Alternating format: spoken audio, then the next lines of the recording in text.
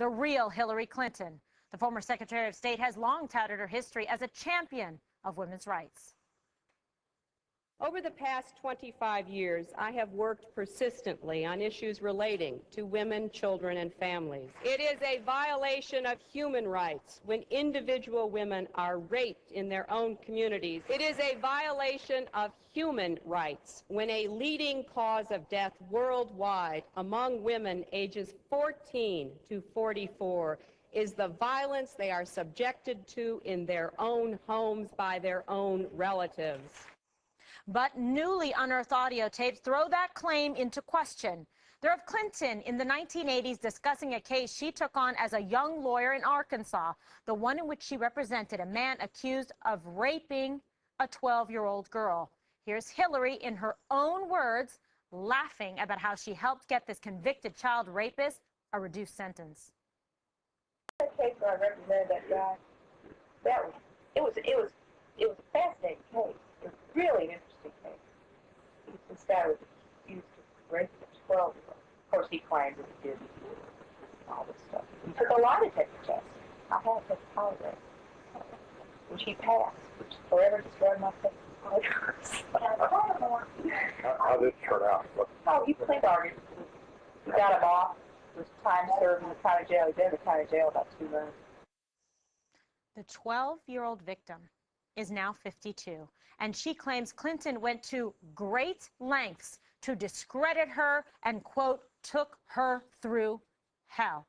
Dana is a former prosecutor handling rape cases, child abuse, sexual assault cases. These are some of the most egregious and violent crimes that can be committed against women and children. Hillary Clinton made a choice. She was not a public defender. She took this on as private counsel and elected to represent a man and get a reduced sentence for someone who raped a child. How does this sit well with the message she's trying to communicate that she's for women and this is something she's passionate about? Well, I think that most women that support her are inclined to do so ferociously, and they are very loyal to her, and they will find some sort of way to rationalize this in their minds. They might say, well, she was just being a good lawyer. I don't know what they'll be able to say about it. One of the reasons this is happening is that Hillary Clinton is trying to have it both ways for almost too long. This actually has been known for some time, but it had been repressed by other news organizations. The Washington Free Beacon's Alana Goodwin finds the tape, she does the reporting, she puts it out there, and then what happens yesterday? The University of Arkansas bans the Washington Free Beacon from coming back because they forgot to fill out a certain form that they needed to fill out. Yeah, so I hope that women are going to be smarter and intelligent and say, listen, this is inconsistent with what she's been telling us. Who should I believe? Which is the real Hillary Clinton? The one back then taking cases on, voluntarily choosing to represent a child rapist? That's a big choice. You're pro-choice, Hillary? That was a choice she made. This is my problem with it. It's worse. It's just such an egregious crime. This actually gets even worse. If this is true, according to Smoking Gun, according to Daily Beast, Hillary Clinton. There's some sources for you. Daily Beast, you don't like that one? Don't like it. Yeah, Okay. Anyway, Hillary Clinton says she knew the guy was guilty, yet she still defended him and got him off, quote, got him off with time served, ha, ha, ha. Now, why does that matter? Because you look at Hillary Clinton, if she wants to run in 2016, do you want someone who feasibly could be sitting in the Oval Office making decisions, who could laugh about getting off someone she knew was guilty on some sort of legal technicality? That's not the kind of leadership I want. That's not the kind of character I would want my president to have. Yeah, well, it's a moral choices issue. It's an ethical issue. It's one of integrity. And it really goes to the core of whether or not you are someone that believes passionately in women's rights and the right of women to be free from violence and evil like this. Look, I was a prosecutor. We made no money as a prosecutor. I could have gone and been a defense attorney and made a lot of money representing people like that. I made a choice because that wasn't something that sat well with me. I chose to be on the side to represent and protect victims of violent crime, the people that are most vulnerable, Jesse, women and children. That's right. And I don't have too much of a problem with her getting this guy off on a technicality. That's what lawyers are paid to do. What I have a problem with her doing is lying about this victim and then laughing about it. This is a 12-year-old girl who was raped brutally, was put in a coma. She was a virgin, okay? She was told she could never have children again. And what did Hillary Clinton do to this person when she said, this girl seeks out older men? She said, that's just a lie. She said this person is mentally unstable. Also a lie. She said that this girl had made up rape claims before against people. That was a lie, okay? Hillary has a problem with unethical behavior and lying. We know this about her. Remember, she was terminated from the House Judiciary Committee investigating Watergate for unethical behavior. She lied about coming under fire in Bosnia by the snipers. And then she's spinning this tale about this video in Benghazi. She's got a real problem with telling the truth. I think this is going to be very damaging. This should be a value issue that voters can decide on if this is the type of person with the core values that they share or not when making a decision about who you want to be your representative for the country. As Jesse said, with Hillary's values of win at all costs, Right. and a callousness toward the sanctity of That's human unusual life. in a What difference political does it make when people are Americans died in Benghazi because of administration's shortcomings and security shortfalls? She stood in front of 4 draped caskets at Andrews Air Force Base and blamed the video, knowing very well that whole Benghazi situation was not a protest. This it was has a been terror the most attack. I guess scrutinized. before What did you just say, Porter? Okay, Bob.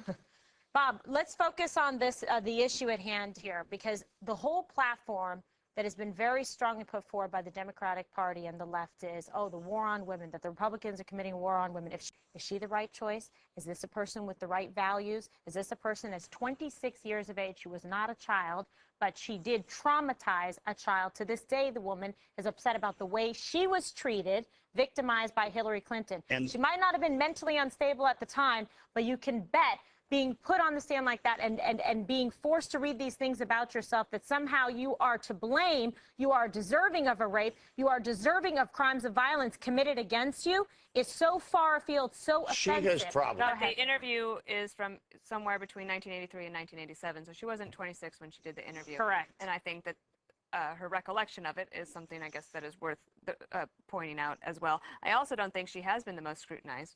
Well, I think it's obvious.